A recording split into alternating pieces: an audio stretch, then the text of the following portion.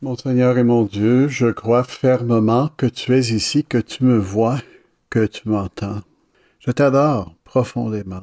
Je te demande pardon de toutes mes fautes et la grâce de faire ce moment de prière près de toi, près de Saint Joseph, près de la Sainte Vierge, pour que, découvrant la volonté de Dieu, Joseph et Marie m'aident à cheminer sur le chemin de Dieu.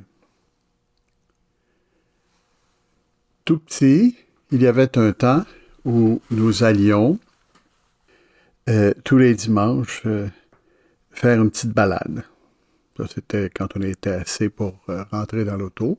Hein? On était 3 ou 4 ou 5 ou 6. Hein? Et on avait une très belle journée. On a eu des très beaux dimanches lorsque j'étais tout petit. Évidemment, c'est une autre époque, mais on peut apprendre des autres époques. C'est la raison pour laquelle je vais m'arrêter un petit peu sur les années 50. Je ne me rappelle pas des années 50 à 55. J'avais quoi, 50, j'avais 4-5 ans à l'époque. Mais plus tard, en se rapprochant davantage des années 60, on faisait des choses le dimanche. Et la question, mon frère aîné posait souvent la question à mes parents, on fait quoi dimanche?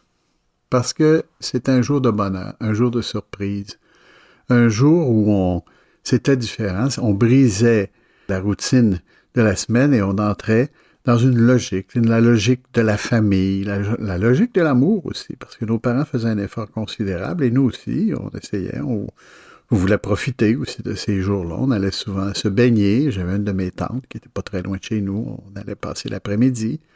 Évidemment, elle travaillait un peu plus que nous, mais on l'aidait, puis on avait du bon temps dans le fleuve Saint-Laurent. Hein? Il y avait aussi d'autres situations où on allait faire un tour, visiter un musée.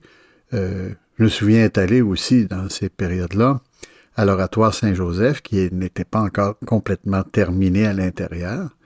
Et on visitait pour voir comment c'était rendu. Et aussi, parce que c'était une belle église, l'oratoire Saint-Joseph, ça semble tout petit. Hein? D'ailleurs, l'oratoire Saint-Joseph original est une petite église qui pouvait contenir 50 personnes maximum. Même pas une petite église, un petit centre de prière.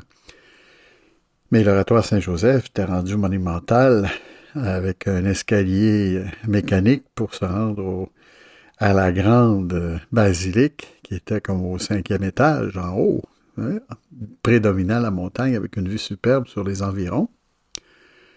On allait là aussi pour prier. Je me souviens qu'on avait été prié pour le prochain pape. Pie XII était décédé et c'est Jean XXIII qui avait été élu. On était là quand on l'a appris. Hein.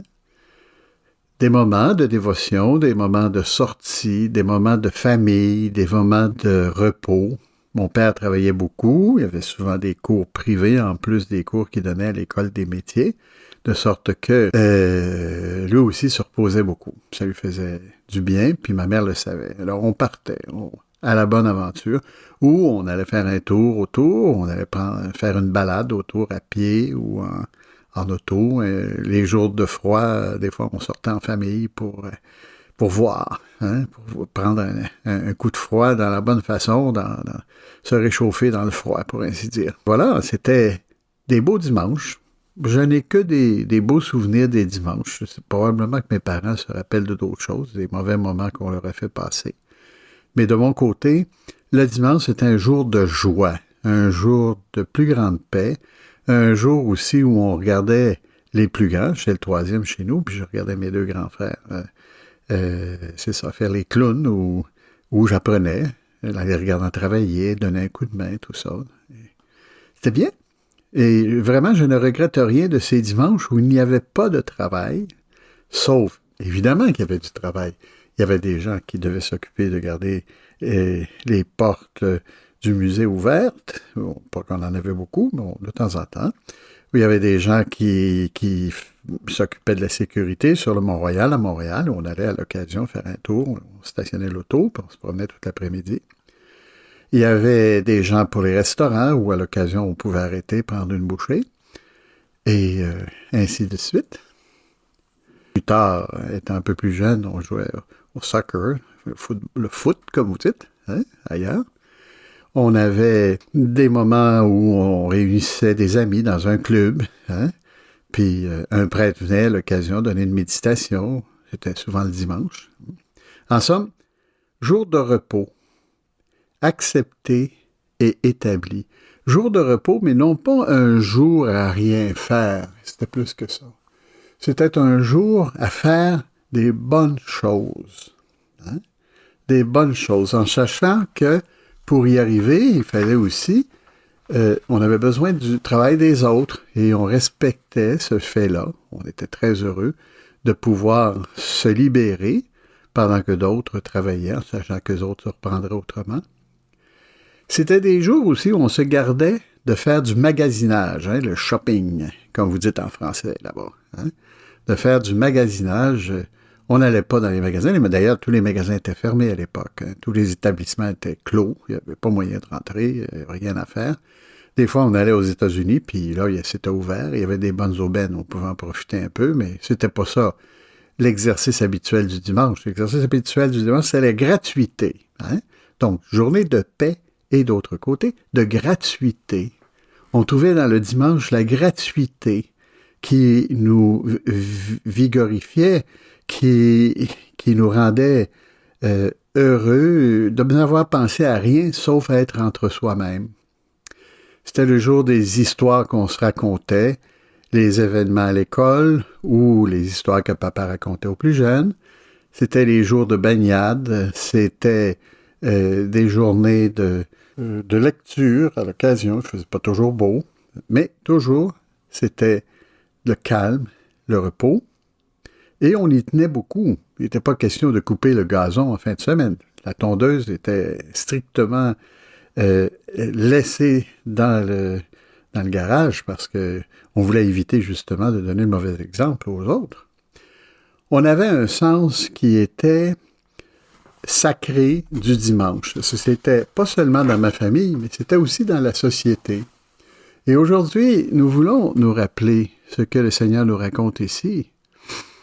Hein? Il faut bien se rappeler que le dimanche, c'était le jour du Seigneur.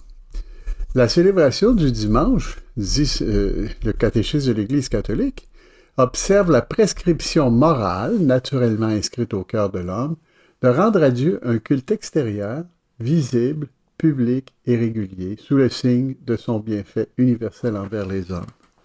On allait tous à la messe. Dans ce temps-là, on ne se posait pas la question si on y allait ou pas. On y allait. Tout le monde y allait. Évidemment, peut-être que la foi n'était pas aussi forte, c'est peut-être un peu trop sociologique, mais on y allait. Aujourd'hui, il n'y a plus grand monde qui va à la messe le dimanche au niveau sociétaire. Hein? On ne voit pas grand monde, mais les chrétiens, oui, on continue de le faire, les vrais chrétiens, puis on continue. Ceux qui sont restés fidèles à leur foi le font. Hein? Et le Seigneur posait la question dans l'Évangile, est-il permis, le jour du sabbat, de faire le bien ou de faire le mal? Je crois que on n'avait pas vraiment le choix. On faisait le bien. On ne posait même pas la question si on faisait du mal. Pas question de sortir la tondeuse, pas question d'aller faire des magasinages. Allons à l'église toute la famille, en famille souvent, hein, du plus petit au plus grand. Les 9 étaient là, allongés, dans un des bancs en avant, puis on suivait la messe. Et on n'était pas malheureux avec ça. On ne s'est jamais posé la question pourquoi est-ce qu'on doit aller à la messe. À l'époque, c'était bien accepté. Et ça faisait partie du rite. Tu sais, il faut avoir des rites des fois dans la vie pour pouvoir découvrir la beauté de la relation avec Dieu. Des rites, comme on a des rites lorsqu'on veut se marier, comme on a des rites lors de funérailles, comme on a des rites lorsqu'on commence à travailler, on change les habitudes. Une fois par semaine, l'Église nous demande de changer nos habitudes. Le Seigneur, dans l'Évangile d'aujourd'hui, pose la question, est-il permis, le jour du sabbat, de faire le bien ou de faire le mal, de sauver une vie ou de tuer? La réponse va de soi. La réponse va de soi. Faire le bien, sauver une vie, c'est penser aux autres, sortir de nos préoccupations qui tendent à nous centrer sur nous-mêmes pour nous ouvrir à Dieu et avoir du temps aussi pour prier. En résumé, c'est le sens du dimanche. Pour chacun de nous, est-ce que le dimanche est véritablement une rencontre avec le Seigneur. Oui, dans l'amitié avec les autres. Oui, bien sûr, dans la charité. Oui, dans le petit service qu'on peut rendre. Oui, dans le travail qu'on doit faire pour accueillir des gens qui vont venir se reposer avec nous, bien sûr. Ça, c'est le sens du dimanche. Faire comme Dieu. Le 7e jour, il se reposa. Nous, nous reposons le 8e jour, puisqu'il nous a sauvés le 8e jour. Et que nous pouvons, comme lui, vivre dans la quiétude, la paix d'être avec Dieu. Demandons à la Sainte Vierge qui a vécu tout ça, pas d'une façon extérieure comme nous, mais d'une façon très intérieure, quand son Fils est mort et ressuscité, qu'elle nous apprenne à bien vivre l'observance dominicale. Je te remercie, mon Dieu, des bonnes résolutions, des actes d'amour, des inspirations que tu m'as communiquées dans cette méditation. Je te demande de m'aider à les mettre en pratique. Ma Mère Immaculée, Saint Joseph, mon Père et Seigneur, mon ange gardien, intercédez pour moi.